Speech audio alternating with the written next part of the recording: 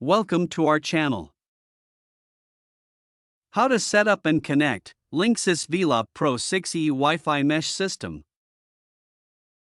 Kill the old router Wi-Fi. If your ISP modem/router is still putting out Wi-Fi, shut it off. You don't want two networks colliding each other during setup. Leave the modem on, just switch off wireless. Plug the main node right. Main Velop node goes to your modem with the WAN port. Ethernet cable is not optional. Don't overthink it. App is mandatory. Download the Linksys app. Don't try to do it through a browser. The app is where all the setup steps are given. Location first, fancy later. First node should sit right by the modem. Don't go moving it around until everything is running.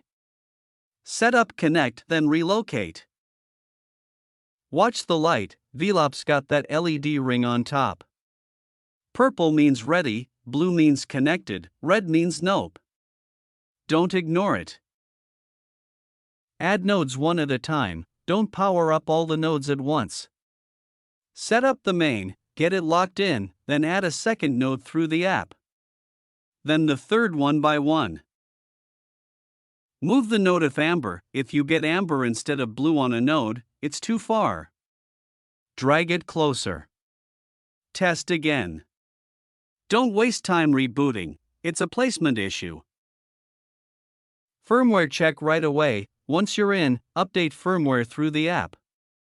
Linksys pushes updates often. Old firmware equals random drops. Do it early, not when things start glitching.